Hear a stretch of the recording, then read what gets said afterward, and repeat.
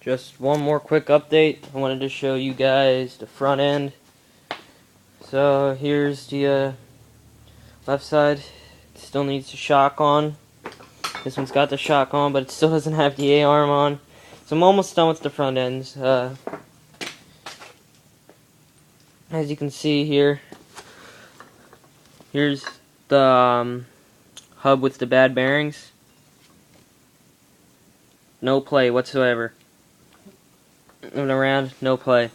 And I thought that, now you listen, they sound like loose in the inside there. The balls sound kind of loose.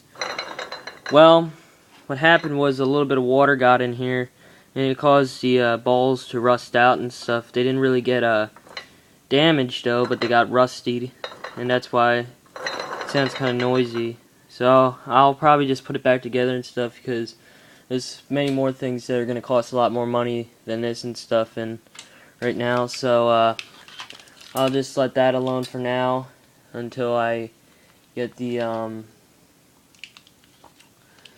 ball bearings and the new front end ball bearings. It'll be okay for now, but I won't do much. I won't go out real far with it. I won't leave the yard until I get those bearings replaced and stuff.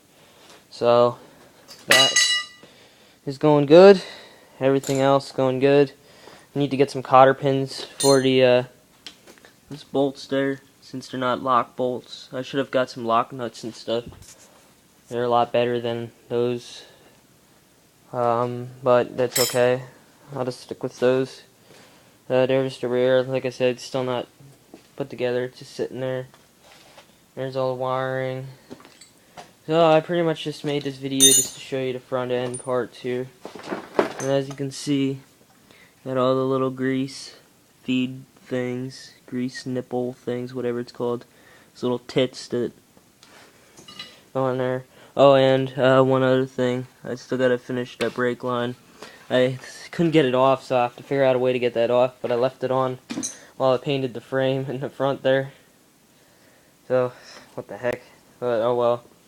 It's gonna get taken off and it's gonna get ground down and stuff. I'm probably gonna get some steel braided brake lines sometime in the future, or get some like aftermarket ones. That's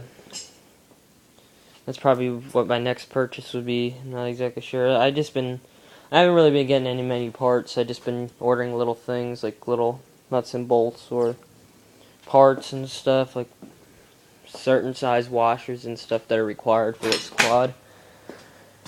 And others I just been running to the hardware store for bolts and stuff that like some of them were too rusted out and stuff to use again. I've been running to the hardware store with the second set of them and looking for the same threads and stuff and just replacing them all with that.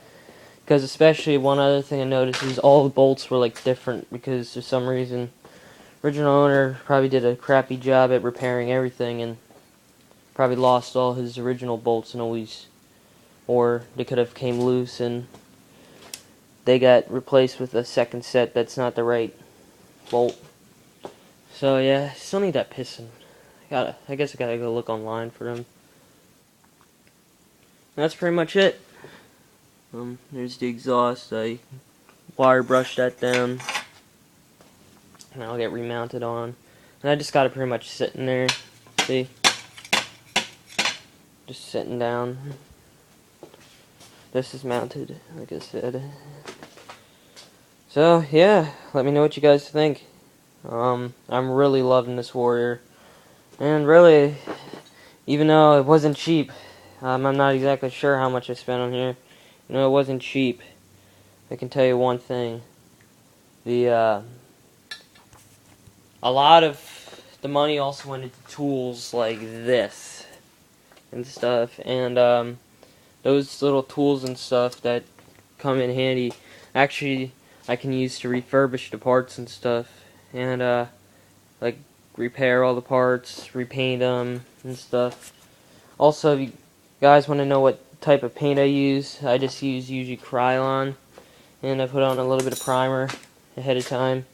I try to avoid painting, but if I powder coat everything, it's going to be too much, so you just got to do a real good job, put some sealer on top of the paint and stuff, and it won't chip, and it'll last like a powder coat job. So, yeah, let me know what you think.